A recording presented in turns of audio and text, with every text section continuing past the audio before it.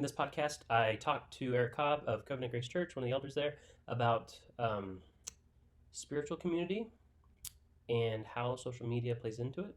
We have a little bit of debate back and forth. I thought this was a really interesting one. You guys may agree or disagree with a lot of things we say, but I still think it's worth thinking about, so I encourage you to think with us as you listen. We talk about potential unnecessary family drama created by things like Facebook.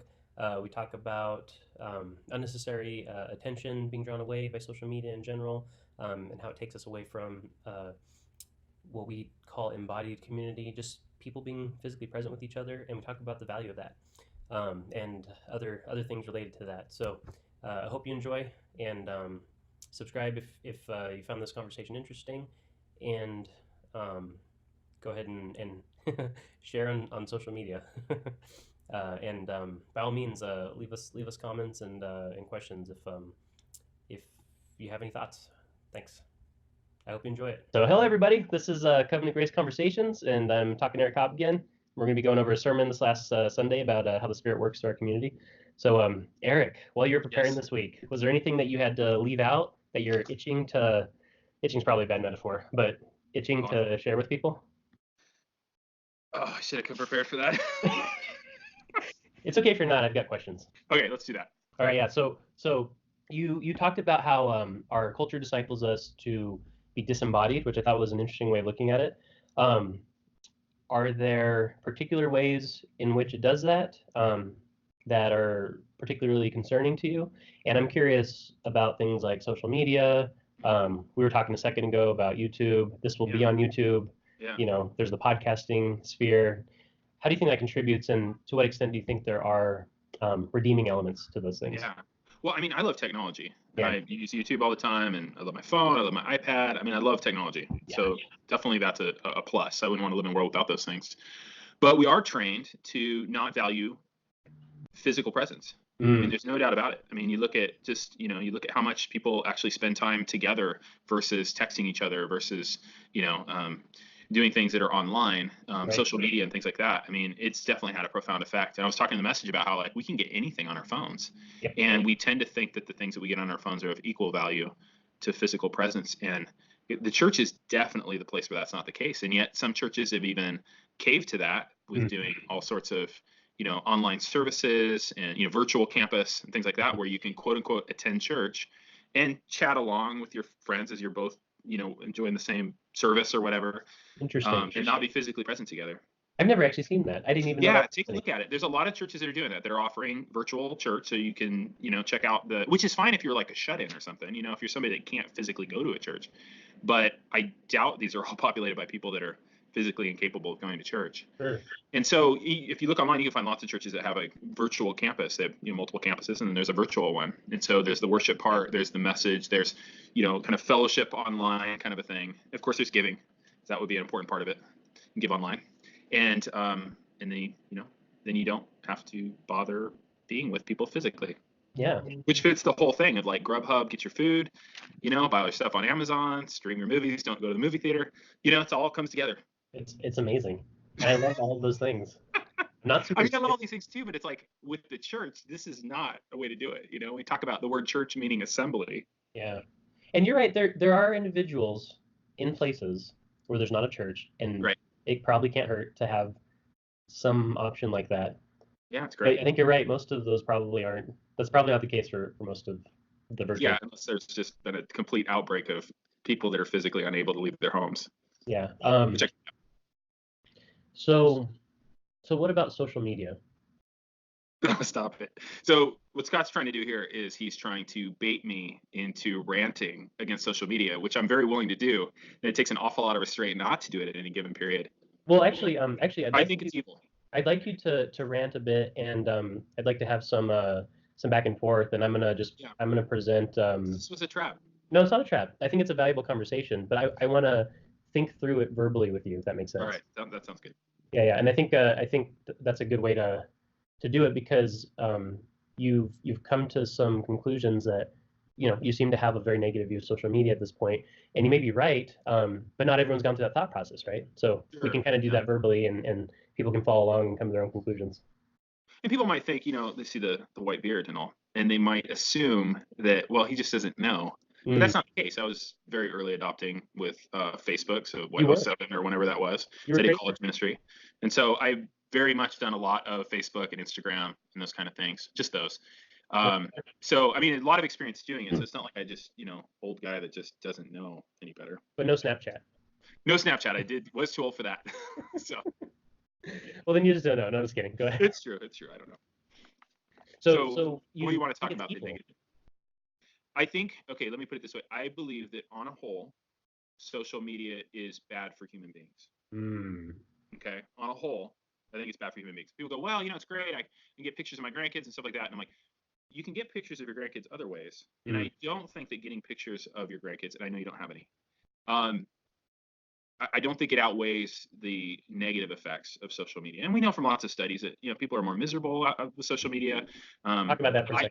Why are people more miserable as a result of social media? The things I've read, because I don't want to just skim the top. Yeah, the things I've read about that is mainly in the area of covetousness. You see it. It's a highlight reel of other people's lives. You see those, and even though we know that, we still fall for it. Because we're not entirely rational creatures, right? So even though we know that this is the highlight reel of other people's lives, we tend to be, they seem like they're always on vacation. They seem like they're always so happy. They seem like they're always, getting all the things that you might want, always in the best places. With younger kids, it's always, they're always with the people I wish I was with, and I wasn't invited, and I feel excluded. Those kind of things. And older people fall for that too. They feel like, wow, I wasn't invited. The whole thanks for the invite thing. Yeah. And so, I mean, there's that. There's we know it makes people unhappy. One of the things I've seen as a pastor is infidelity. It's been kind of mediated through social media, and of course, there's other ways to do that, and that's been going on as long as. But more recently, I mean, there's almost always a social media connection of messaging privately and things like that. I mean, there's certainly, for some, there's issues of lust with social media. It doesn't seem like, on a whole, that it's a good idea. And I know it's not a good idea for me personally. For me, as a person that deals more with like human approval, please like and subscribe to this, by the way. By the way, if we've said anything to offend you, please let us know in the comments, because we don't want to offend you under any circumstances or for any reason. I don't need a way to keep track of people's approval. I don't need to know how many likes something gets. That's not even a healthy thing for me. And I assume it's not that way for everybody, but for me, it's like, why do I want to be able to measure the approval I'm getting? That seems like a very bad idea. I just think overall, it's decreased the amount we're together. It decreases our attention span, especially for those of us who have kids. There's no reason we should be giving our attention span when they're in the room to people that we, kind of know. Instead. So there's the distraction thing. I mean, it interferes with people's ability to read, for sure. I mean, we know that. It's politically toxic. I mean, type of polarization that occurs. There's all kinds of falsehoods that are easily spread on social media. I could go on and on. Yeah, I'm gonna stop you for a second. On the political thing, why is it so politically toxic? Why is it so toxic for political discourse and in the whole political scene? What do you think? I don't feel like an expert in that area at all. But I would say, like most of us in politics, don't know what we're talking about, and are probably not going to take the time to learn to where we could become people that know what we're talking about. And so we end up just shouting instead. That's not good. Yeah, I mean, that's, maybe that's a very negative view of political discourse, but we see that a lot, though. Yeah, I think so. I mean, you see that a lot on Twitter. I think you would be even more against it if you saw it on Twitter. So anyway. I have heard some interesting things about that. So I'll just share what I've heard. Yeah. I want to be clear. I'm just getting the secondhand. But actually, I think it was Peter Thiel wrote a book recently about this, about the fact that the algorithms on Facebook specifically are designed to maximize how much time you spend, and the algorithms, discovered that things that make you angry are more likely to get you to look more. So guess what Facebook's going to show you every time you come on? The thing that's most likely to make you angry. And that really plays into the whole, news media thing, which is, on these major outlets, whether it's Fox or CNN or whatever, the articles that will get shared on social media or texted or emailed or whatever are the ones that either make you angry or scared. And so this is a system that makes money off your fear or anger. And I'm just thinking, like, if there is a business, and there is, that makes money off your fear and anger, why would you participate? And we do. It's crazy. It's very interesting, and it makes me think of the biblical call to peace, right? We're called to be peacemakers. We're called to seek peace as much as possible, and the things that we're talking about like seem to indicate that the impact of social media is to create more situations where peace is disrupted rather than created. That seems to be. It seems like you can make a case for that based on everything we talked about. Um, So is and that an industry we should partake in? yeah, that's a good question. You know, because we think about other industries that are, you know, unethical or, you know, just not compatible with a Christian, with our mission. Yep. And yet this is one area that I hear people again and again say, well, of course you can't live without it. I hear that a lot. You know, of course you can't live without it. So you got to find a way to kind of, you know, kind of minimize the damage. You know, it's like, you know, you can't stop drinking arsenic, but, you know, you could drink less and drink lots of water along with it or whatever, you know, and it's like, I don't know that you can't live without it. I mean, I wonder about that premise. It seems like what can't we live without? So I'd like to make one more point on that before I kind of push a little in the other direction. So in terms of you were talking about like you can't live without it. Well, in terms of your business, Facebook is probably not the best investment. You know, the way that they're going, they will probably be a benefit to a small number of very large corporate partners. I didn't And know that because I would think that would be one area people would really make an argument that a small business or something that they need it. if they're making that argument, I think they're a little behind the curve, and because what smart businesses are doing is they are moving traffic to their website and building their own email lists. Because when you build your audience on Facebook, you are building an audience for Facebook, not for yourself. And Facebook has full control over who sees your posts. And so this is why it's not a good investment because no longer do you get so it used to be if you pay for an ad or you pay to boost a post, you would get a certain number of impressions, which is basically views of that post through Facebook's, through the paid system, right? But that would generate a bunch of organic results. And that was where people got a real return on when it gets investment. shared and stuff. Right. Yeah. So now Facebook has dialed in the algorithm so you get very little organic results. Interesting. And so unless you are, again, a pretty large player spending tens of thousands of dollars a month, and even then, like you probably aren't going to get the same return on investment that you might get from, say, Google search ads. Interesting. Yeah. So, and there are other reasons for that, but that's worth pointing out because if you're listening to this and you're a business person, you might think, well, I need it for my business. Well, actually, what you need to do for your business is you need to push people to your own website as fast as possible, get them to subscribe to a newsletter or something, their email, and then you can continue communicating with them through email after Facebook either takes you off because they're kicking off people of conservative viewpoint or just stops profiting for you because they're not getting organic results like they used to. But you'd like to push back. Well, so this is very interesting. And this actually, part of my thinking on this comes from a big debate in the podcast sphere. Especially, I listen to quite a few like libertarian, political, economic type podcasts, and also far left podcasts, and then some stuff more in the middle. And there's a big debate. You've probably heard this debate a little bit. Should Facebook be punished for censorship and for basically unfair treatment towards people of certain political and religious persuasions? And I'm not gonna offer an opinion on that. But the crux of the argument or the source of the argument is that people are seeing social media as the new public square, right? This is the place where you get heard, and if you don't get heard, you're powerless, basically. Yep. Right? And this is largely true. Trump got elected largely because of social media. Trump is on social media constantly. If you're a journalist, you don't have access to Twitter. You're cut off in a lot of ways. Okay, so going to that idea and going to the nature of the kinds of arguments that we're making about the negative impact, I'd like to go way back, right, to Acts 17, right, to the Areopagus where Paul was preaching, right? Yep. What was in the Areopagus, Eric? But where they would go to, debate and talk about different viewpoints, religious, philosophical, things like that. And I get you on that. What else was in the Areopagus? Tell me, what are you thinking? All kinds of idols. Okay, good. Yeah. Right. So this is actually an interesting parallel, I think. Because what we're talking about is, right, we're talking about there are all kinds of idols on Facebook, right? And lots of people giving into their idols on Facebook and getting access to idols on Facebook. So what I find interesting about the discussion, and I'm actually not landed on any particular side of this as of right now. I'm thinking out loud because I just thought of this, like you were talking. But I look at Paul's reaction to that.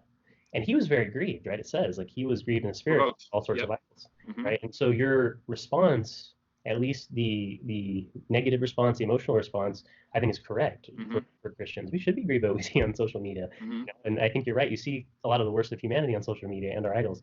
But his response was to jump in, Mm-hmm. right? And I Mm-hmm. wonder if there isn't a parallel for us there on social media in terms of the right Christian biblical Mm-hmm. reaction to So all you the want to go where people are.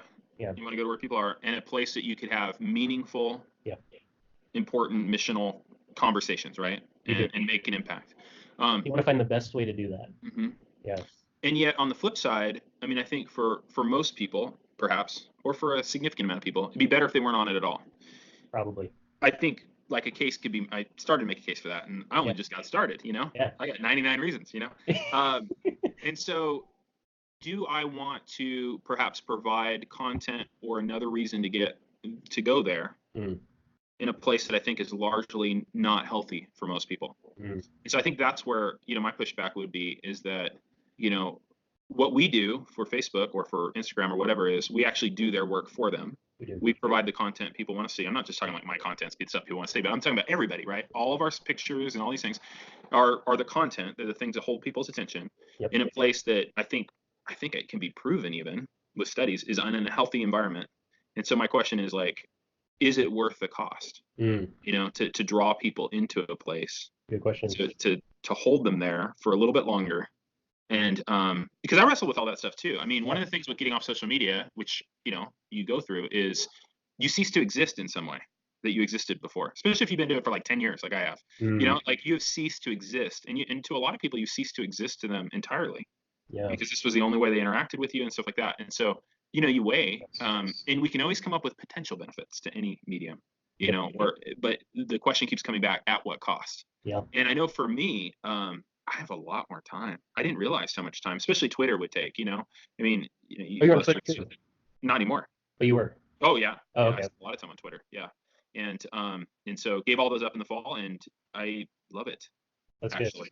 And you know what else is kind of nice too is there's no like vague sense of obligation because I saw things, and do I get involved? Do I? And certain personality types, not everybody's like that, but I'm an interventionist, I guess. I would like if I see something. Is this an invitation for me to get involved, or did they just want to show this? And that part was a wrestle too. Yeah. So I don't know if you've talked about this, or it seems like you'd be aware of this, but like one of the things we're fighting against when we're trying not to be a slave to social media, whether people agree like you shouldn't be on it or not, like if you're trying not to be a slave to social media, which seems like a good goal, because we don't want to be worshiping idols, right, or serving idols, you're fighting your own like natural chemical responses to external stimuli, right? Totally. Because every time you see one of those alerts, your brain produces dopamine, which makes you feel good, something right? new. And that's why you want to go, right? Because if you go, you're gonna Yep. get more responses and you're gonna get more of your drug, right? Which is dopamine your brain produces. And our brains crave that little something. You sit down to work, you sit down to read, and you get in a book, and it's a little bit demanding, and you're about 5, 6, 7 minutes in, your brain's like, I want a cookie. I want to see something new. And it could be anything, and it could be boring, but it's new. And so it wants to switch gears. And I found that like reading wise, I read a book by Cal Newport, which I love. It's called Deep Work, and I'd recommend it to everyone. And in that book, he just talked about our attention spans. And when I first started to measure how long my attention span was, it was definitely well below 20 minutes. Like there is no way I could read longer than 20 minutes without taking a quick look at my email, quick look at text, quick look at social media, whatever it is. And your brains are trained to do that. I mean, you get to that place where the place where you're reading or you're doing something cognitively demanding, and it hurts. It's like not total physical pain, but it's close to physical pain. Where you're like, I can't keep doing this. You either push ahead or you could have a cookie. Yeah. And that's what your brain says. Give me the cookie. And that's the dopamine hit. Whatever it is you're looking for, I want that dopamine. Yeah. And you see it even in church when people look down and they need the cookie. Yeah. That's for the record, when I look down at my phone, I'm looking at my Bible, just so you know. Yeah, I know. You're looking at the Greek and seeing if yes, I am. doing it right. Greek and so intimidating. You don't need to be intimidated. So just do it because I have limited time for practice, so church is a good opportunity to like follow along in the Greek and get a little extra practice, so I don't forget. Because I spent a lot of time learning that, so I don't want to lose my investment. I'll have a little sign for you to raise when there's a Greek issue. That would be so funny. It's like, oh yeah, in the back we have a Greek issue. Scott calls foul. Yeah, no, I would not do that to you. Wouldn't you hate that if I did that to you? Yes. Yeah, you would. Yes, I would. Yeah, no, you don't have to worry. So I feel like this is a little bit of a trick, and I'm okay with it. Yeah. Okay with it. But so I thought we were going to talk about the sermon from Sunday, but you had asked me about doing something on social media, and then you just did it. Yeah, because I could have been so much more prepared. Oh, okay. You know? So for the record, I did text you and say I think this would be a good opportunity. Yeah, no, this wasn't completely out of nowhere. Yeah. But no, so I do wanna get back to I'm good with talking about whatever. I'm just spirit-filled I like the community. fact that But I feel like this is very much of moment, and I think we have a window of opportunity to do the right thing, whatever that is, because we will not. I don't think we will be allowed to talk about the gospel forever on social media. I think that's the direction it's going in, and I'm not just making that up. Like first you saw, I think Alex Jones get banned from everywhere. You heard about that, and like who's shedding a tear for that guy except his fans, right? And I'm not necessarily a fan, but then like over 100, I think hundreds of accounts were just gone overnight, right? And so this is something that this is a strategy that's been used like throughout history, right? And what they're doing is they're testing. They're looking to see how far they can go without getting in trouble, right? So it started with the fringe guy, and then it's like, all right, we're gonna get rid of these few hundred people that have, say, tens of millions of followers, and then pretty soon it's just gonna be everyone who has a unpopular view for the left-leaning Facebook, right? So the question is what do we do with this window of opportunity? So you made a good point, right? Like Paul probably would not have invited everyone to the Areopagus. Like all the people in the marketplace. He's like, hey guys, come on over here. Let's go. I think that was the marketplace, if I remember. Well, he started off in the marketplace. So in the marketplace he was, and then they brought him to the Areopagus, is my understanding. Okay. Right, but the city was full of idols. The city was full of idols. He was provoked. Right. And then I love what you said about that is he wasn't just, and I don't want to come across this way like that I'm like the old man yelling at kids on my lawn, get off my lawn.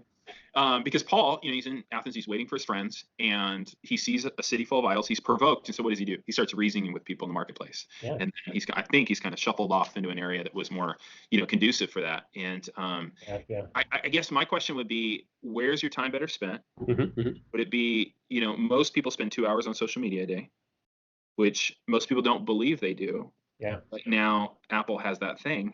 There's your screen time, and you could probably believe it, So most people spend 2 hours a day, but let's say that you only spend. Let's just say that you're like really good about it. You spend 45 minutes a day on social media, and that would be like exceptional, gold star for you.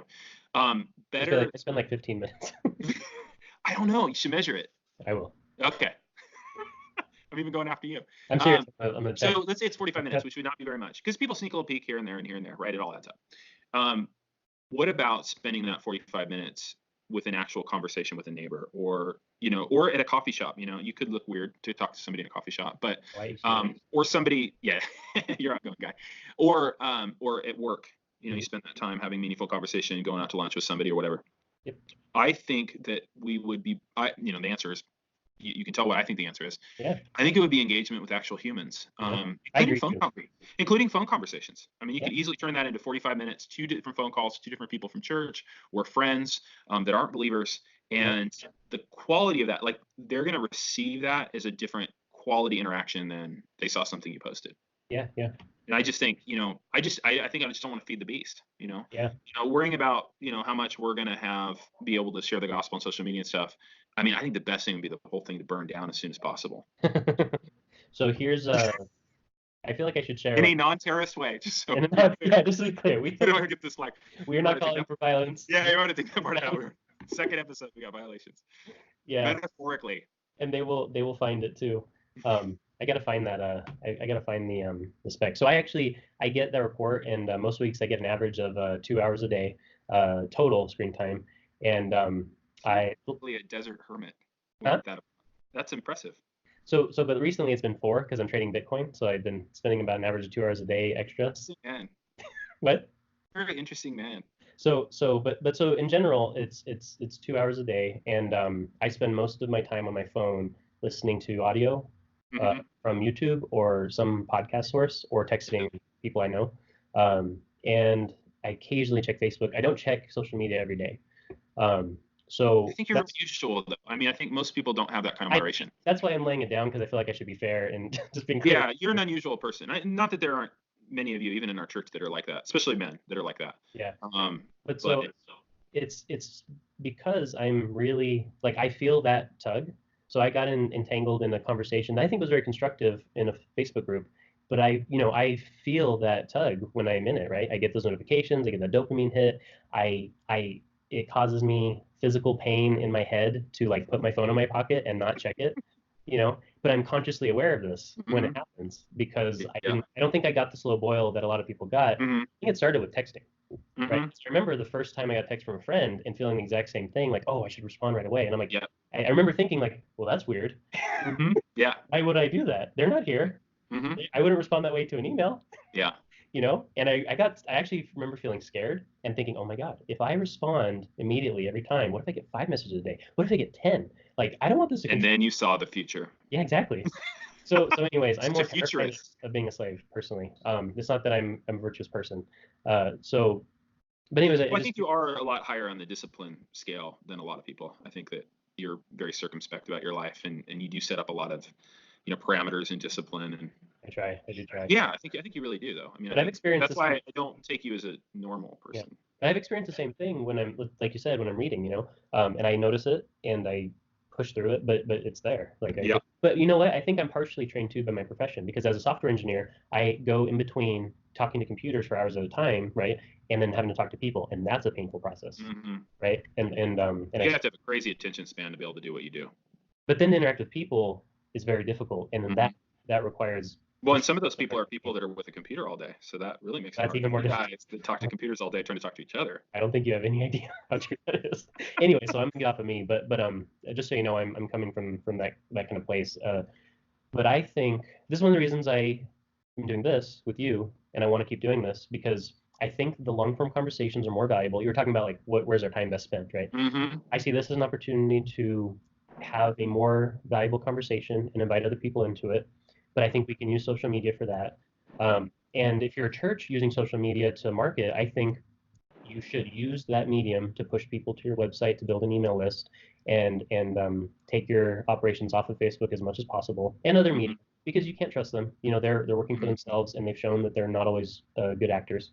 Um, Cal and Newport is saying that same kind of thing. Cal Newport's been saying, yeah, website and email list, and yeah, same thing with Seth Godin's been saying the same thing. So a yeah. lot of people are saying the same thing. Yeah, they're seeing the writing on the wall. But so another thing I've seen happening that I think is constructive is people are using these platforms for closed groups. And that can Mm. be valuable because you have people on social media and you want to invite them into your conversations, into your communities. And that can be like the porch, right? That can Right. be the porch of your house, just having a conversation with a neighbor type of thing. Yep. So that can be useful too as you're, Yeah, I could see that. I mean, our church has a WhatsApp group for reading through the Bible in a year, well, that's great. which there isn't a lot of posting. I did today. Hopefully they generate some others. But I thought that was a pretty good thing. That's totally, maybe you'd call that social media too, but it is a closed deal Yeah, like that, and there's no way to like it. yeah. There's no way to like it. There's no way to like. You can make a comment, but you can't Yeah. like. That's why people stopped using the city. There's no way to like No way things. to like it. So it's not worth it. Not Um, as free. all right, so those are some ideas that I have as far as that goes. And then if you are talking on social media, you should be focusing on peacemaking. You should be focusing on encouraging and edifying, right? Paul says, No doubt. right?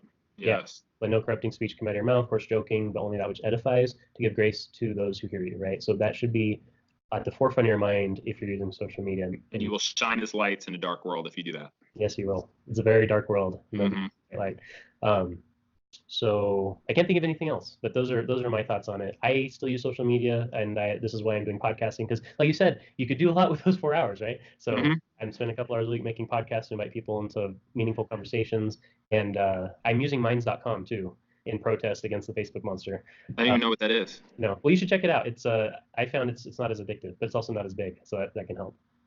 I'm not looking for another one. I'm free, man. I'm You're, like that's right. Neo. I'm like Neo. I've been unplugged from the Matrix. You think Neo was like, man, is there another Matrix I could plug the back of my head into? Well, Remember he that? did Did you he see did the dive movie? back in. He did dive back You in. did. Oh, the analogy breaks down. No, it builds I'm builds up. We got to dive back in. not diving back in. All right. So You got me there, Scott. all right. So that was good. That was good. I think that you brought up valid objections to serving the social media monster. I think there are good uses for it, and I think you're right that the question should be, what's the best way to spend my time, right? Hmm. And at what cost? Because there are potential benefits to something.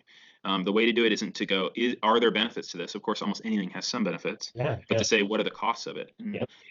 if you think through, the psychological cost to many people, the time cost, the Yep. political cost, Yep. the attention cost, that's the thing that got me the most. Is, I mean, we're people that are about meditating on the book, Yeah. and I'm not surprised if most of the people in our church have trouble meditating on scripture for 20 minutes, because I mean, I had trouble doing any kind of reading or thinking for more than 20 minutes. And the good stuff's always found when you go a lot deeper than that, like Yeah. the good stuff's found when we spend several, minutes, hours even in the word. And it's hard to do if you're constantly looking for a digital cookie. And one more thing, extended family drama. What's up with that? Tons of extended family drama, tons of relatives seeing what you're doing, wondering why they weren't invited.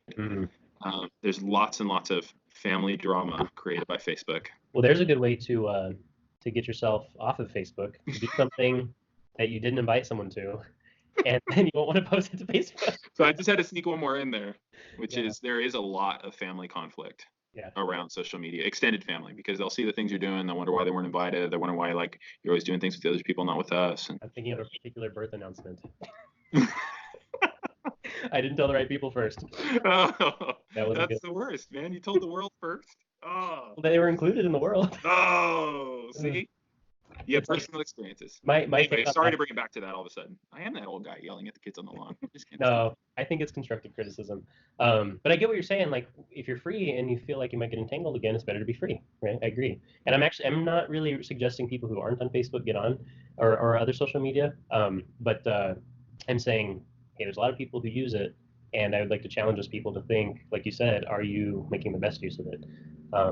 Anyways, you're the heroic Neo going back in with an awareness of what it is to be a champion for truth in the Matrix. And I am the Neo that wasn't in the movie. The guy unplugged and said, I'm not going back in there. Yeah. So I'm that guy. And also, just to be clear, I do jump back in, but I also jump out before the agents can get me. Nice. All right, cool. That was good. Okay, so that was a social media question.